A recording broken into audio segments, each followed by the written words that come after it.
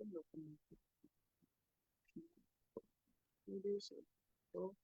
para po sa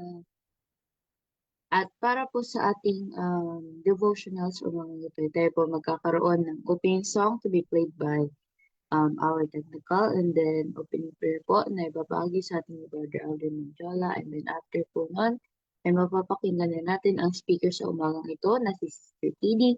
Then after po nun tayo po magkakaroon ng closing song to be followed by the closing prayer of our speaker. So, ayun po ang pagkasunod-sunod ng programa natin sa umagang ito. Kaya ngayon po tayo ay dumako na sa ating opening song.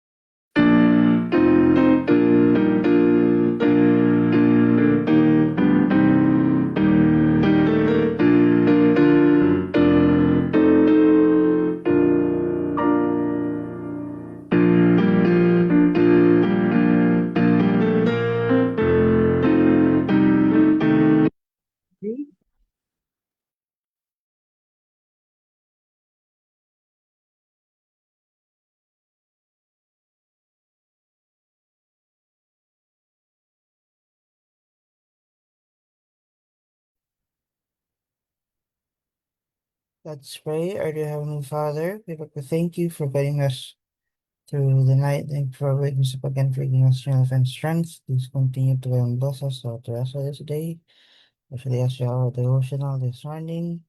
Please bless the speaker so that they may impart the message that you'd like us to hear effectively and listen as well, so that we may fully comprehend and understand the lessons that we are about to receive.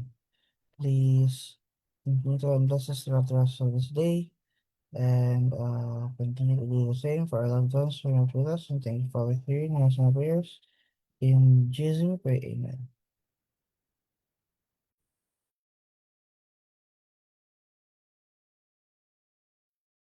Magandang umaga po sa ating lahat at welcome po sa ating daily morning devotional. Ang title po ng devotional natin sa umaga ito ay justified by his blood, April 6.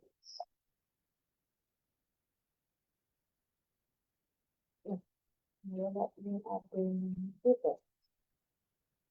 So, ang kita natin ay mahahanap sa Romans 5 verse 9. Much more than being now justified by his blood, we shall be saved from wrath through him. So sa ating unang message or sentence para sa lang ito ay sabi dito, God calls for faith in Christ as our atoning sacrifice. His blood is the only remedy for sin. So, ayun po, So, hindi lang pananampalataya yung kailangan sa uh, pagpaniwala natin sa Panginoon. Hindi, pati yung tiwala natin sa kung ano yung ginawa ni Christ sa cross. Dahil pinapakita dito na the only remedy for our sin or tanging bagay na nakakapag-galing or atone ng ating kasalanan ay ang dugo ni Kristo. So, hindi natin ma-overcome ang kasalanan at hindi natin matatanggap ang salvation kung susolusyonan natin yung kasalanan natin in our own way or sa sarili natin na gawa. So, we will only be able to overcome this sa pamamagitan ng dugo ni Christ. And we must rely entirely sa sacrifice na ginawa ni Jesus. It is not God's will that you should be distrustful and go through your soul with the fear that God will not accept you because you are sinful and unworthy. You can say, I know I am a sinner, and that is the reason I need a Savior. I have no merit or goodness whereby I have obtained salvation, but I present before God the all-atoning blood of the spotless Lamb of God, which taketh away the sin of the world. This is my only deed. So, if we see ourselves na sobrang makasalanan na mga tao, huwag natin i-torture.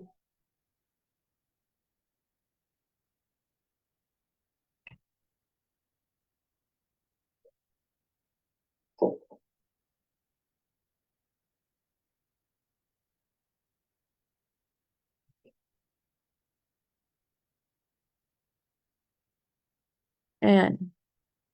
So, asa na nga ako?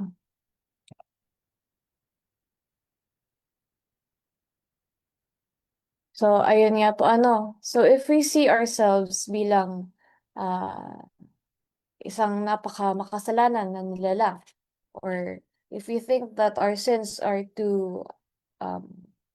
parang too much, or kung tinitingnan natin ang sarili natin bilang makasalanan, wag daw natin i-torture yung sarili natin na hindi tayo lalapit kay Christ kasi tingin nga natin makasalanan natin tao, na hindi niya tayo tatanggapin kasi sobrang makasalanan na natin. So, sinasabi dito ay nga na wag natin i-torture yung sarili natin na tinatakot natin yung sarili natin na hindi tayo worthy sa um, sa forgiveness at sa pagmamahal ng Panginoon. So, the reason why we need a Savior is because we are a sinner. Dahil tayo ay nagkakasala. So, um, kung hindi naman tayo nagkakasala, bakit pa natin kailangan ng tagapagligtas, di ba? So, if we see ourselves bilang napakamakasalanan na tao, that is where dun makikita kung gaano talaga natin kailangan ang Panginoon. At hindi natin kailangan ng kung anumang rason para humingi ng tulong sa Panginoon. All we have to do is acknowledge na may kasalanan tayo or makasalanan tayo, and uh, i-claim natin, ay, um, ang only plea natin ay ang pagsabi na hindi tayo perfect, pero tayo ay nagtitiwala sa Panginoon at sa dugo ng Panginoon na save sa atin. Ano, dahil we are not saved by our own merits. So hindi tayo maliligtas sa sarili nating effort dahil hindi naman yun yung ipinakita ng Panginoon. Ano, kasi katulad nung kay Cain and Abel, 'di ba? Mas gusto ng Panginoon ang obedience um kaysa sa self-reliant tayo, na reliant tayo sa sarili nating mga efforts. Kasi kapag naging reliant tayo sa sarili nating efforts, and if if by any reason we are saved sa pamamagitan ng quote-unquote good deeds na ginawa natin, ay parang yun na lang yung magiging pamantayan, na parang ay kailangan ko lang gumawa ng maraming mabubuting bagay, pero pwede kong gawin itong bagay na 'to kahit hindi siya aligned sa gusto ng Panginoon, ano. Kaya the only way to salvation ay sa pamamagitan ng dugo ni Christ, sa pamamagitan ng pagtanggap nito.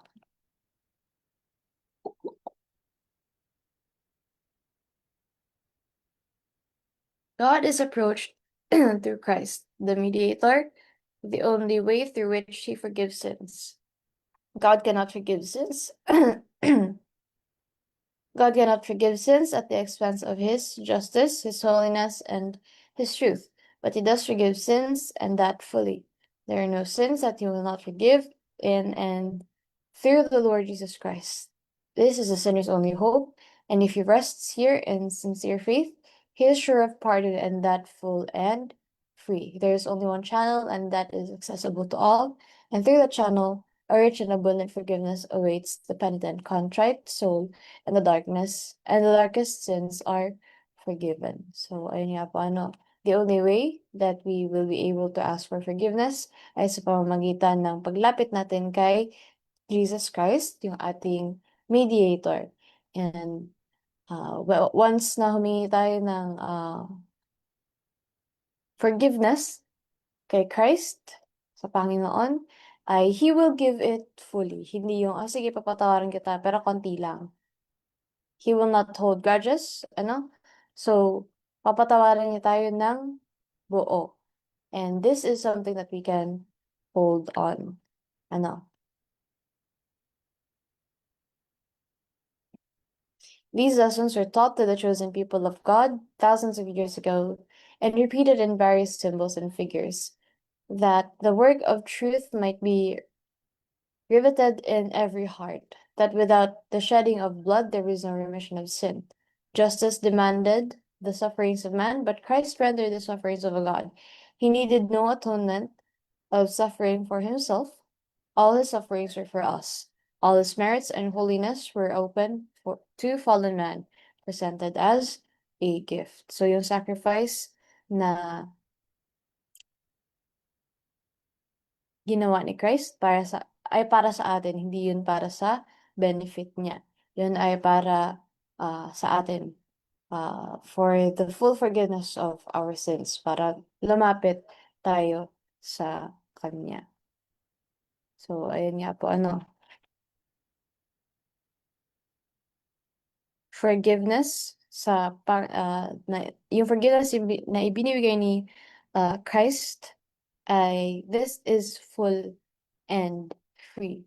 So, wala tayong kasalanan kahit gaano man yan ka-dark or makasalanan na hindi niya kayang patawarin. Forgiveness is an open door for anyone na talagang nagre-repent at gustong magbago at gustong baguhin yung kanyang buhay.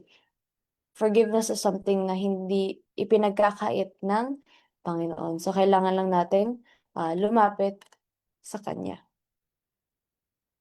Christ calls upon us to lay our sins upon Him, the sin bearer. But if we refuse to let them go, taking the responsibility ourselves, we will be lost. We may fall upon Christ, the living stone, and be broken. But if that stone falls upon us, it will grind us to powder. So, dito sa last paragraph na to, ay binibigyan tayo ng serious warning sa pili.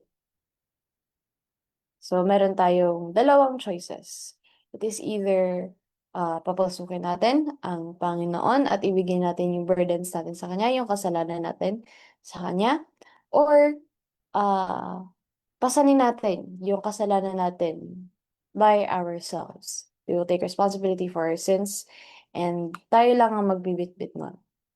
But sa first choice ay kapag binigay natin yung worries, cares, and yung kasalanan natin sa Panginoon, there is sure forgiveness. And we will be made brand new. Pero kapag doon tayo sa isang option na hindi natin ibigay sa Panginoon yung worries and cares natin, na reliant lang tayo sa sarili natin, ay we will surely fall at we will surely, mapupunta tayo sa lugar na hindi maganda. Doon natin parang maiisip na doon natin mararamdaman at makikita yung pagkabigat ng mundo at pagkabigat ng kasalanan natin. So, it's either be humbled and broken sa need natin kay Christ, or ma-destroy tayo by trying to stand on our own. So, yung message natin sa umagang ito ay napakasimple lang din. Kapag binigay natin sa Panginoon yung ating mga kasalanan at yung ating mga failures,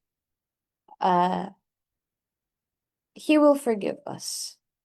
He will give us His forgiveness.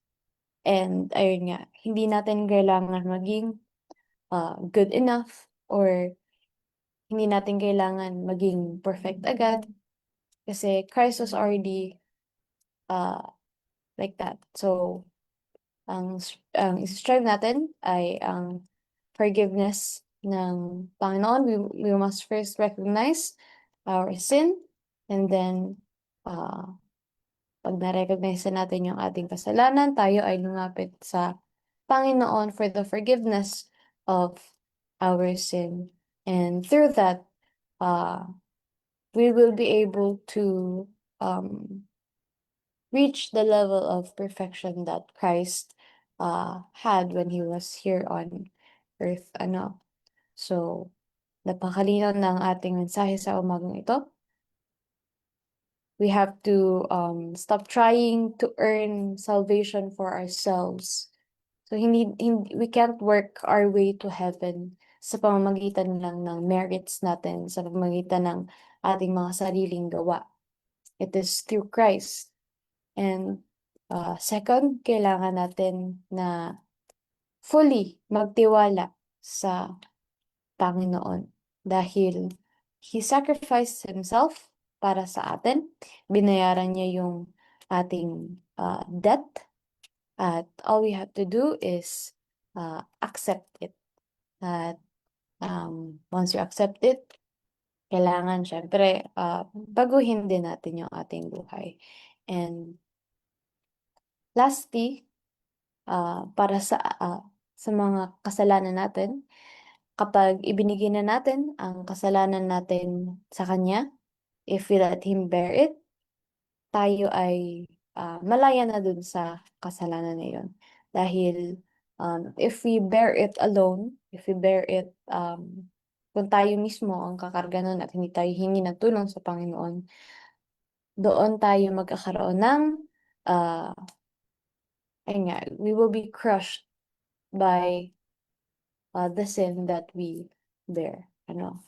So, itong message na to ay isang open invitation kung saan ay pinapakita na ang forgiveness or ang pagpapatawad ng Panginoon ay ito ay free at ito ay buo.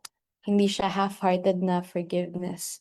Ano, it is free and full for anyone, no matter how, let's say, dark their past is, kung gaano man sila kakasalanan in their past, as long as they are willing to let Jesus be their Savior, He will forgive them their sins. So yun po ang mensahe natin sa umaga na ito.